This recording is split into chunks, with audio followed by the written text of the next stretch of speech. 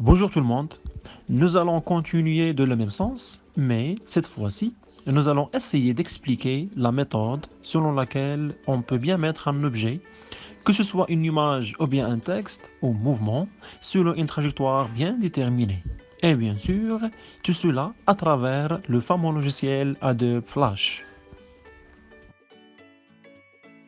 Alors, on va prendre comme exemple un papillon.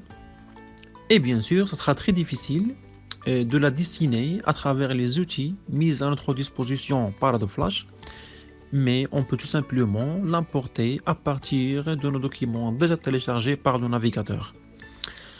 Alors, cliquons sur Fichier, ensuite sur Importer, pour la trouver finalement sur ma bibliothèque.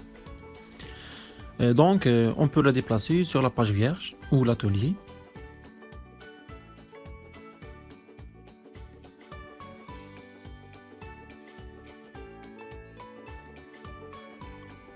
Et si on veut bien, on peut utiliser la rubrique Transform pour réduire la taille de notre image d'une façon qualitative.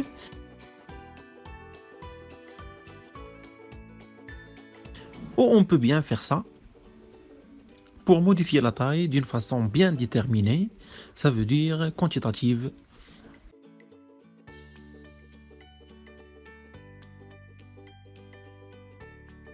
Maintenant, si on veut bien faire déplacer le papillon ici, il faut tout d'abord déterminer la durée nécessaire au déplacement.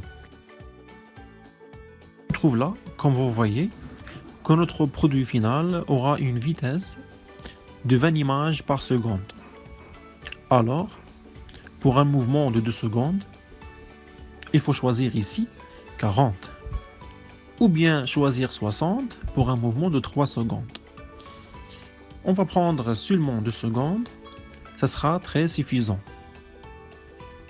Donc, pour choisir la position qui va être occupée par notre image après 2 secondes, il suffit de cliquer sur la rubrique, comme vous voyez.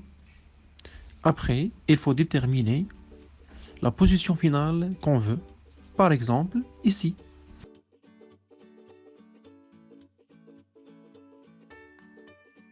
Et comme ça, on aura un changement brusque de position, ou bien direct, ou bien un changement instantané de position.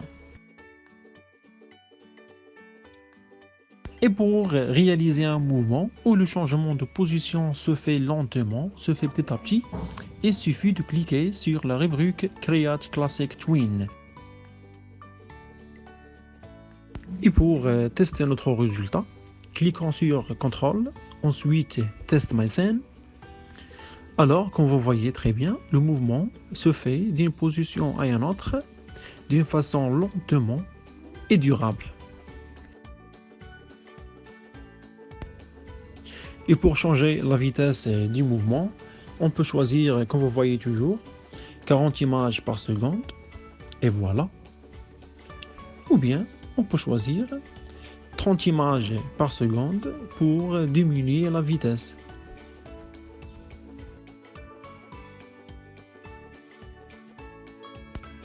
Ainsi, on peut choisir n'importe quelle position finale du mouvement. Par exemple, ici, si on veut que notre image, notre papillon, suive une trajectoire bien déterminée pendant ce mouvement, cliquons à droite ici pour choisir la rubrique Aid Classic Motion Guide et on va choisir un crayon pour dessiner cette trajectoire.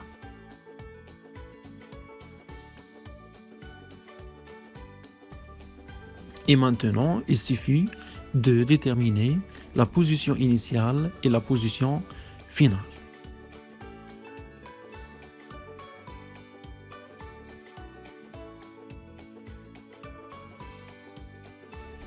Et voilà, on a bien terminé cette tâche.